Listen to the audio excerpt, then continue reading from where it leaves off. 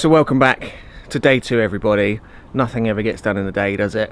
Especially when it gets dark at 4 o'clock in the afternoon. It's just like impossible to get anything done. Plus it's been raining as well, although it's dry at the moment. Blue skies actually, which is quite surprising. I had to wait until 1:30 in the afternoon though for it to stop raining because it's been raining all day. But I've got about 2.5 hours of daylight left in the dry to carry on doing some more work in the van. But so far, this is where I'm kind of up to at the moment. I've gone halfway across the ceiling. I've done the bit over down the end there where the sink's going, and I just need to finish this bit here. I want to get this window done as well, so this whole flank is like finished basically. But before I get too carried away with putting cladding everywhere, I want to put some of the lights in the ceiling just to make sure they work and everything's in place, because if I need to move any wires around or anything, then obviously once the cladding's all on, the only way I'm going to really be able to do that is to take all the cladding back off again. We put a little bit of thought into what kind of lights we wanted to get in the van, because there's so many different ones you can get. You can get like strip lights, you can get like multicolored lights, you can get down lights, you can get reading lights with like the bendy arms. Like there's so many different lights that you can get, and there's so many different ways you can do it as well. But we went with a pretty fail-safe plan of just going ahead with some spotlights. These are warm white 12 volt, like, I don't know, just 12 volt spotlights I suppose. I don't think they were particularly expensive, but they're quite thin as well, so I think they'll fit really well just like tucked up into the cladding. I didn't realise that you can use household light switches on a 12 volt system. I thought there was something about it that would be different and you couldn't use it. So I spent ages looking for light switches and I couldn't find any that I liked, because all like the rocker switches you get and like the caravan switches and everything, I just think they just look a little bit pants. But fortunately you can apparently use these on a 12 volt system, which is pretty cool. I think I've wired it incorrectly. This is only 12 volts, so if I get it wrong it's not going to kill me. But I've basically got the live connection going through the switch, and then I've connected the 2 neutral connections to this Wago clip, and so hopefully the current will go through the switch, through the red one, and then as it returns it will just go back to the battery again. Just for demonstration purposes, I've got the 2 lights hooked up down here into this switch, and then that goes all the way through here, and it goes into the 12 volt box, which is right there, and I've just stuck a fuse in it. I think that's like a 10 amp fuse. It's way too big for what it needs to be, I think, but it's the only one I've got. I need to order some more fuses. But hopefully, if I turn the power on, which is this one, and then if I flick this switch, then hopefully those lights will turn on. Are you ready? Okay, something's not working.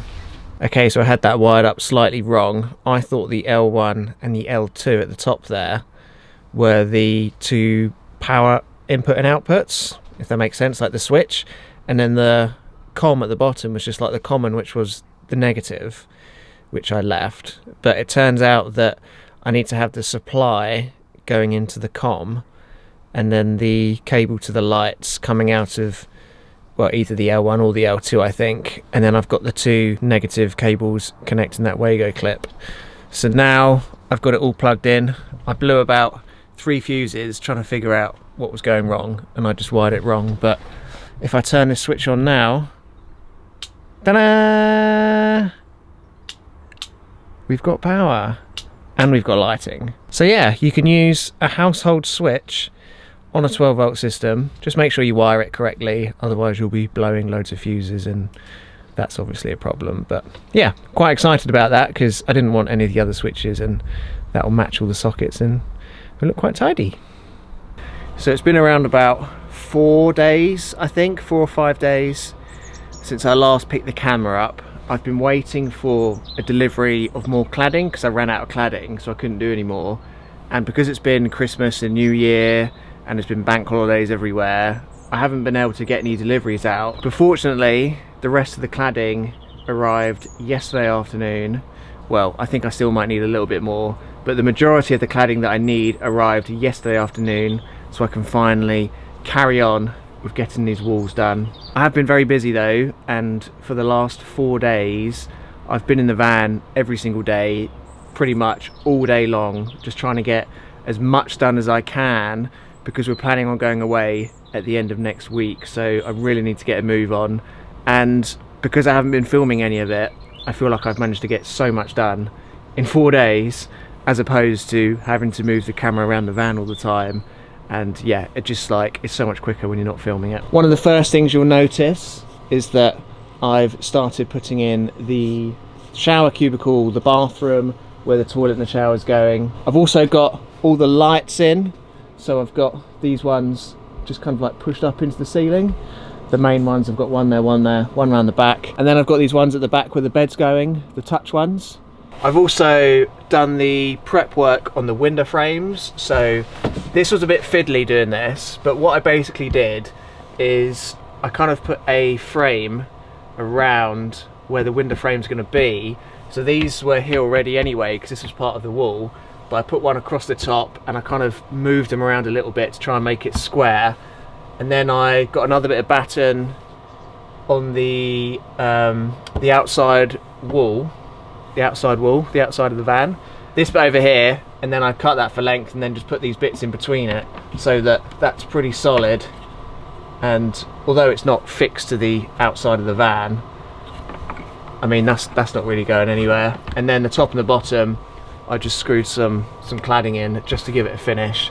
So then now as I come down the wall, I should be able to just kind of like piece this all in, and yeah, it should come out quite nice. I think it's going to work quite well. Well, hopefully it does anyway. But I'm going to get this wall finished anyway. I'm going to get this wall finished, and then we'll screw those in, and then yeah, I'll be able to show you the finished side of the van, which should be really cool.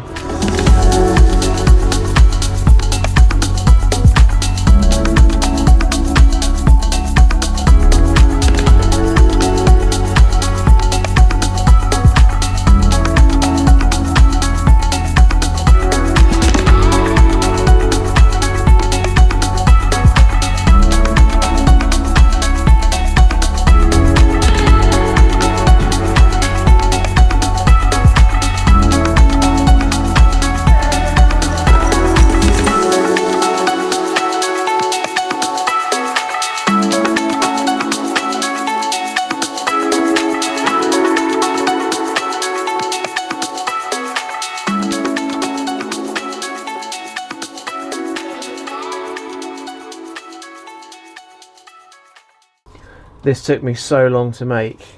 It is the right way around, isn't it? Yeah.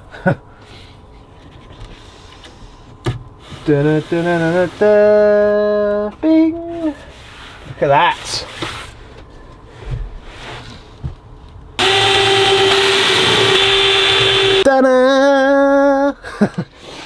Am I glad that's over? So this is it, everybody. Half of the van officially complete. It's a bit like yin and yang. So this half has got nothing, and then this half has got everything. But we've got our socket on the wall, double socket, and then we've got the lights and the diesel heater, water heater control, and then this is the temperature sensor underneath. I've had to glue that on because I drilled the hole a little bit too big, so I'm hoping that's gonna stay there. But everything's up and running, light switch works, which is all good. This is going to be for the bathroom, but we still haven't got a light for that yet. But this is pretty much what it's going to look like throughout the van. Obviously I'll show you once it's finished. I've still got some trim to do around these rough edges here, so you can get some of that like L-shaped trim that I think I'm going to put around all the rough edges. It's really starting to come together now. It looks much better than just insulation. And then this side we're going to have overhead cabinets eventually, or maybe we could just have like a shelf or something. I don't know. I think maybe a cabinet would be a bit too intrusive.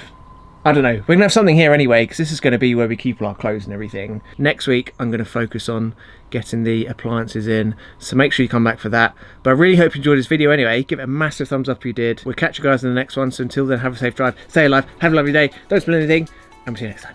Alright, bye-bye.